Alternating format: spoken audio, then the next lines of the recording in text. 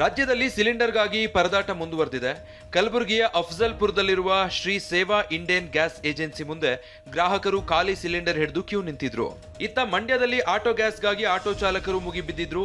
ಒಂದು ವಾರದಿಂದ ಆಟೋ ಗ್ಯಾಸ್ಗಾಗಿ ಪರದಾಡ್ತಾ ಇದ್ದ ಆಟೋ ಚಾಲಕರು ಶುಕ್ರವಾರ ರಾತ್ರಿ ಮಂಡ್ಯಕ್ಕೆ ಟ್ಯಾಂಕರ್ ಬರ್ತಿದ್ದಂತೆ ಬಂಕ್ಗೆ ದೌಡಾಯಿಸಿದ್ರು. ತಿಂಡಿಯನ್ನು ತಿನ್ನದೆ ಸರತಿ ಸಾಲಲ್ಲಿ ನಿಂತು ಗ್ಯಾಸ್ ತುಂಬಿಸಿಕೊಂಡ್ರು. ಈ ಮಧ್ಯೆ ಇರಾನ್ನಿಂದ LPG ಹೊತ್ತ ಮತ್ತೊಂದು ಹಡಗು ಭಾರತದತ್ತ ಹೊರಟಿದೆ.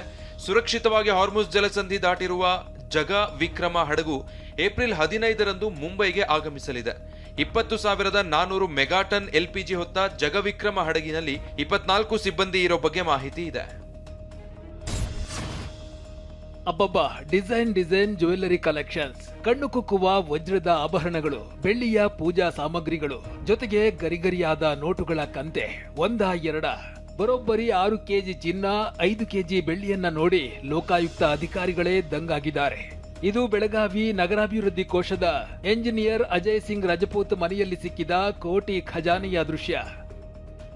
ಅಕ್ರಮ ಆಸ್ತಿ ಗಳಿಕೆ ಆರೋಪದಲ್ಲಿ ನಡೆದ ಲೋಕಾಯುಕ್ತ ದಾಳಿ ಇಂದು ಮುಕ್ತಾಯವಾಗಿದೆ. ಬರೋಬ್ಬರಿ 14 ಕೋಟಿ ಮೌಲ್ಯದ ಅಕ್ರಮ ಆಸ್ತಿಯನ್ನ ಲೋಕ ಅಧಿಕಾರಿಗಳು ಪತ್ತೆ ಹಚ್ಚಿದ್ದಾರೆ. ದಿನಗೂಲಿ ನೌಕರನಾಗಿದ್ದ ಅಜಯ್ ಸಿಂಗ್ ನಗರಾಭಿವೃದ್ಧಿ ಕೋಶದ ಎಂಜಿನಿಯರ್ ಆಗೋವರೆಗೆ ಕೋಟಿ ಅಕ್ರಮ ಆಸ್ತಿ ಸಂಪಾದನೆ ಮಾಡಿರುವುದು ಬೆಳಕಿಗೆ ಬಂದಿದೆ. 18 ನಿವೇಶನ, 5.96 ಕೆಜಿ ಚಿನ್ನ, 5 ಕೆಜಿ ಬೆಳ್ಳಿಯ ಆಭರಣ, 3.12 ಕೋಟಿ ಡೆಪಾಸಿಟ್, ಐಷಾರಾಮಿ ಕಾರು, ಬೈಕ್ಗಳನ್ನ ಜಪ್ತಿ ಮಾಡಲಾಗಿದೆ. ರಾಜ್ಯದಲ್ಲಿ ನಡೆದ 2 ಕ್ಷೇತ್ರಗಳ ಉಪಚುನಾವಣೆ ಮುಗಿದ ಬಳಿಕ ದಾವಣಗೆರೆ ಕಾಂಗ್ರೆಸ್ನಲ್ಲಿ ದೊಡ್ಡ ಬಿರುಗಾಳಿ ಎದ್ದಿದೆ. ದಾವಣಗೆರೆ ದಕ್ಷಿಣ ಕ್ಷೇತ್ರದ ಆಂತರಿಕ ಬೆಳವಣಿಗೆ ಬಗ್ಗೆ ವರದಿ ಹೈಕಮಾಂಡ್ ಅಂಗಳ ಸೇರಿದ್ದು, ಸಚಿವ ಸಂಪುಟ ಪುನರ್ರಚನೆ ವೇಳೆ ಸಚಿವ ಜಮೀರ್ ಅಹಮದ್ ಖಾನ್ ತಲೆದಂಡ ಆಗೋ ಸಾಧ್ಯತೆಗಳಿದೆ. ಮತ್ತೊಂದೆಡೆ ಮುಖ್ಯಮಂತ್ರಿಗಳ ರಾಜಕೀಯ ಕಾರ್ಯದರ್ಶಿ ಹುದ್ದೆಗೆ ರಾಜೀನಾಮೆ ನೀಡುವಂತೆ ನಜೀರ್ ಅಹಮದ್ಗೆ ಹೈಕಮಾಂಡ್ ಸೂಚನೆ ಕೊಟ್ಟಿದೆ. ಉಪಚುನಾವಣೆಯಲ್ಲಾದ ಗೊಂದಲದ ಕಾರಣದಿಂದ ವರಿಷ್ಠರು ರಾಜೀನಾಮೆ ನೀಡಲು ನಜೀರ್ಗೆ ಸೂಚಿಸಿದ್ದಾರೆ. ಮತ್ತೊಂದೆಡೆ ಕೆಪಿಸಿಸಿ ಅಲ್ಪಸಂಖ್ಯಾತ ವಿಭಾಗದ ರಾಜ್ಯಾಧ್ಯಕ್ಷ ಸ್ಥಾನಕ್ಕೆ ಏಪ್ರಿಲ್ 3ರಂದೇ ರಾಜೀನಾಮೆ ನೀಡಿರುವುದಾಗಿ ಕಾಂಗ್ರೆಸ್ MLC ಅಬ್ದುಲ್ ಜಬ್ಬಾರ್ ಹೇಳಿದ್ದಾರೆ.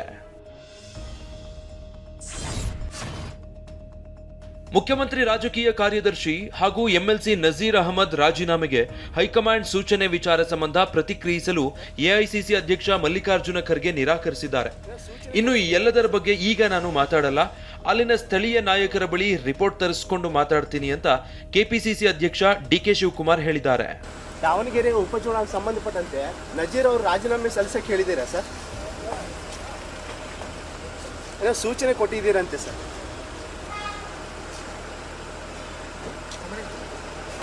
ನಾನು ಎಲ್ಲ ಮಾತಾಡಲ್ಲ, ನನಗೂ ಕೆಲವೇನೋ ರಿಪೋರ್ಟ್ಸ್ ಎಲ್ಲ ಬಂದಿದೆ.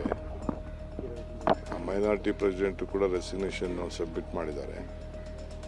ನಾನು ಅದನ್ನು ವೆರಿಫೈ ಮಾಡ್ತೀನಿ. ನಾನು ಲೋಕಲ್ ಲೀಡರ್ಸ್ ಹತ್ರ ಒಂದು ರಿಪೋರ್ಟ್ ತರಿಸ್ಕೊಂಡು ಆಮೇಲೆ ಮಾತಾಡ್ತೀನಿ.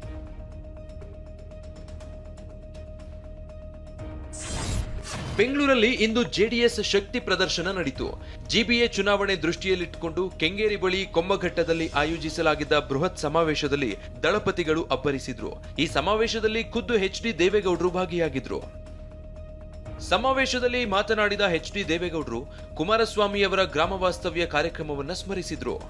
ಬಹುಶಃ ಇಡೀ ರಾಜ್ಯದಲ್ಲಿ, ರಾಷ್ಟ್ರದಲ್ಲಿ ಗ್ರಾಮ ವಾಸ್ತವ್ಯ ಮಾಡತಕ್ಕಂಥ ಒಂದು ಕಾರ್ಯಕ್ರಮವನ್ನು ಯಾರಾದರೂ ಅನುಷ್ಠಾನಕ್ಕೆ ತಂದಿದ್ರೆ ಅದು ಶ್ರೀಮಾನ್ ಕುಮಾರಸ್ವಾಮಿಯವರು ಅನ್ನೋದನ್ನು ಸ್ಮರಿಸ್ಕೊಳ್ಬೇಕಾಗುತ್ತೆ. ಈ ಒಂದು ಬಾರಿ ನಮಗೆ ಅವಕಾಶ ಕೊಡಿ, ಬೆಂಗಳೂರಿಗೆ ಹಿಡಿದಿರೋ ಗ್ರಹಣ ಮುಕ್ತಿ ಕೊಡ್ತೀವಿ ಅಂತ ಕೇಂದ್ರ ಸಚಿವ ಕುಮಾರಸ್ವಾಮಿ ಹೇಳಿದ್ರು.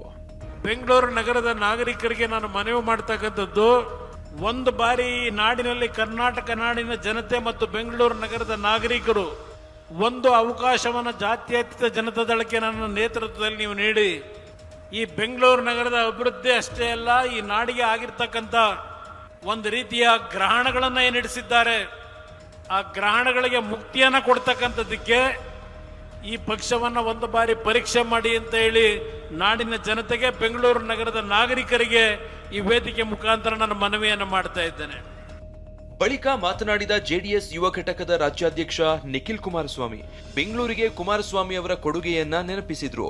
GBA ಎಲೆಕ್ಷನ್ ದಿನಾಂಕ ಘೋಷಣೆಗೆ ಕಾಂಗ್ರೆಸ್ ಮೀನಾಮೇಷ ಮಾಡ್ತಿದೆ ಅಂತ ಕಿಡಿಕಾರಿದ್ರು. ರಾಜ್ಯ ಸರ್ಕಾರ GBA ಚುನಾವಣೆಯನ್ನ ದಿನಾಂಕವನ್ನ ಘೋಷಣೆ ಮಾಡ್ತಕ್ಕಂಥದಕ್ಕೆ ಮೀನಾಮೇಷ ಎಣಿಸ್ತಾ ಇದೆ ಅಂತಕ್ಕಂಥದ್ದಾದ್ರೆ, ಎಲ್ಲಾದ್ರೂ ಒಂದ್ ಕಡೆ ರಾಜಕಾರಣವನ್ನ ಶುರು ಮಾಡಬೇಕು ಅಂತಕ್ಕಂಥದ್ದಾದ್ರೆ ಅದು ಸ್ಥಳೀಯ ಚುನಾವಣೆಗಳಲ್ಲಿ ಮಾತ್ರ ಅವಕಾಶ ಸಿಕ್ಕಾಗ ಹೊಸ ಹೊಸ ಯುವಕರುಗಳು ರಾಜಕಾರಣಕ್ಕೆ ಬರಲಿಕ್ಕೆ ಅವಕಾಶ ಆಗ್ತದೆ. ಜೆಡಿಎಸ್ ಸಮಾವೇಶದಲ್ಲಿ ಜೆಡಿಎಸ್ ಶಾಸಕರು, ಮುಖಂಡರು ಸೇರಿದಂತೆ ಸಾವಿರಾರು ಕಾರ್ಯಕರ್ತರು ಭಾಗಿಯಾಗಿದ್ರು. ಜೋಂಬಿ ಡ್ರಗ್ಸ್ ಸೇವನೆ ಹೆಸರಿನಲ್ಲಿ ವಿಡಿಯೋ ವೈರಲ್ ಪ್ರಕರಣಕ್ಕೆ ಸಂಬಂಧಿಸಿ ವಿಡಿಯೋ ಶೇರ್ ಮಾಡಿದವರಿಗೆ ಪೊಲೀಸರು ನೋಟಿಸ್ ನೀಡಲು ಸಿದ್ಧತೆ ನಡೆಸಿದ್ದಾರೆ.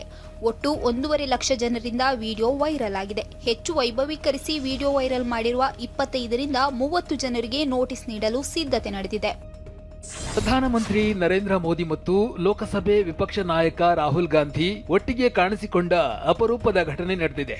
ಮಹಾತ್ಮ ಜ್ಯೋತಿಬಾ ಫುಲೆ ಅವರ 200ನೇ ಜನ್ಮದಿನದಂದು ಗೌರವವನ್ನ ಸಲ್ಲಿಸೋದಕ್ಕೆ ನಾಯಕರು ಒಟ್ಟುಗೂಡಿದ್ದಾಗ ಮೋದಿ ರಾಹುಲ್ ಗಾಂಧಿ ಜೊತೆ ಮಾತನಾಡಿದ್ದಾರೆ.